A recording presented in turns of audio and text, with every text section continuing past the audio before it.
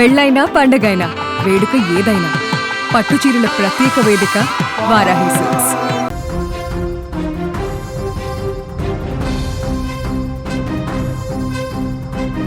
భవిష్యత్తులో డాక్టర్గా ఎంతో మందికి సేవ చేయవలసిన కూతురు ఇప్పుడు ఆసుపత్రి బెడ్పై ప్రాణాలతో పోరాడుతోంది. కళ్ళ ముందే కూతురి పరిస్థితి క్షీణిస్తుంటే ఆ తండ్రి పడుతున్న బాధ వర్ణనాతీతం.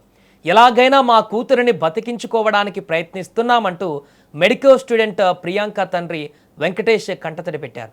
వైద్యులు పరిస్థితి అత్యంత విషమంగా ఉందని చెబుతున్నారని, అప్పటికే బ్రెయిన్ డెడ్ అయిపోయిందని, ఇలాంటి స్కోప్ లేదంటూ చెప్తున్నా ఆప్నియా పరీక్ష చేస్తామని చెప్పారని ఆయన ఆవేదన వ్యక్తం చేశారు.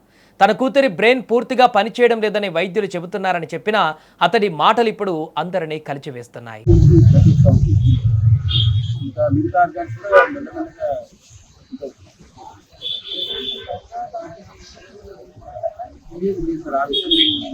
ఎలాగైనా పట్టించుకోవాలనే ఆలోచనలో ఉన్నాం, కానీ ఆ అవయవదానం గురించి నేను ఆలోచించడం కానీ ఎవరైనా అడగడం కానీ ఏం లేదు, ఏమి వినదలుచుకోలేదు. పట్టించుకోవాలనే ఆలోచనలో ఇప్పటిదాకా అన్ని ఆశలు భగవంతుని ఈ మధ్య ప్రార్థిస్తున్నాం. ఆ అమ్మాయి బతికినవాలని నేను సమయంగా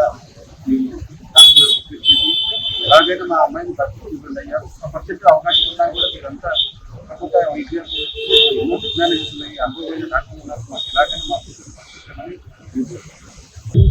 న్యాయం చేయాలో మేము ఉంటాము, మిమ్మల్ని కలుస్తాము అని చెప్పి ప్రభుత్వం మీకు ఎప్పటికీ జరుగుతుంది, మీకు న్యాయం ఖచ్చితంగా జరుగుతుంది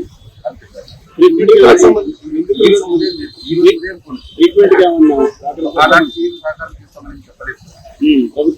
ప్రభుత్వం మీ ఎంతో ఉంటుంది, మీకు అన్ని రకాలుగా న్యాయం జరిగేలాగా నిందితులకు ఖచ్చితంగా శిక్ష పడేలాగా మేము సహకరిస్తామని మాత్రం చెప్పారు. రాజమండ్రిలోని ప్రసాద్ ఆదిత్య మాల్ వద్ద ఈ భయంకర ఘటన జరిగిన విషయం తెలిసింది. నామవరానికి చెందినటువంటి దాస్వంత్ జోసెఫ్ అనేటువంటి ఇద్దరు యువకులు పీకల దాకా మద్యం సేవించి మాల్ లోపలికి వెళ్లేందుకు ప్రయత్నించారు. మద్యం మత్తును గమనించినటువంటి మాల్ సెక్యూరిటీ సిబ్బంది వెంటనే అప్రమత్తమయ్యారు.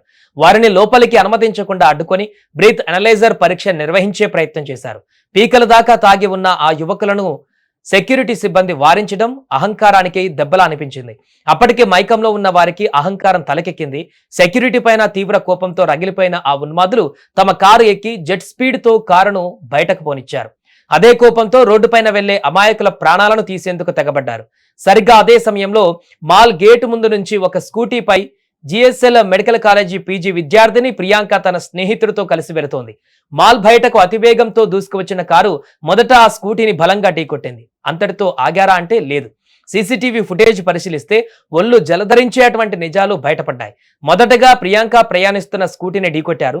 అయితే అది క్యాజువల్ గా జరిగింది అనుకొని వాళ్ళు సైలెంట్ గా ఉన్నారు. మళ్ళీ సెకండ్ల వ్యవధిలో మరొకసారి ఢీకొట్టారు. ఇక మూడవసారి మరింత స్పీడ్ గా కారును ముందుకు పోనిచ్చారు. అయితే ఆ దెబ్బకి స్కూటీ వెనకాల కూర్చున్న ప్రియాంక కింద పడిపోయింది. దీంతో ఆమె తలపై నుంచి కారు వేగంగా వెళ్లడంతో ప్రియాంకకు తీవ్ర గాయాలయ్యాయి. ప్రస్తుతం ఆసుపత్రిలో చావు బతుకుల మధ్య ప్రియాంక కొట్టుమిట్టాడుతోంది. అయితే కూతురి ఆరోగ్య పరిస్థితి ఆమె తండ్రి వెంకటేష్ తాజాగా మీడియాతో మాట్లాడుతూ కంటతడి పెడుతూ వివరించారు. ఎలాగైనా మా కూతురిని బతికించుకోవడానికి ప్రయత్నిస్తున్నాం అంటూ ప్రియాంక తండ్రి భావోద్వేగానికి లోనయ్యారు. వైద్యులు పరిస్థితి అత్యంత విషమంగా ఉందని చెబుతున్నారని, ఆప్నియా పరీక్ష చేస్తామని చెప్పారని ఆయన ఆవేదన వ్యక్తం చేశారు. ఇక ప్రియాంక కేసులో ధన్వంత్ జోసెఫ్లను పోలీసులు నిందితులుగా పేర్కొన్నారు. వారిని అదుపులోకి తీసుకున్న పోలీసులు కోర్టులో హాజరుపరచగా ఈ నెల 21 వరకు రిమాండ్ విధిస్తూ న్యాయస్థానం ఆదేశాలు జారీ చేసింది. దీంతో పోలీసులు వారిని రాజమండ్రి సెంట్రల్ జైలుకు తరలించారు.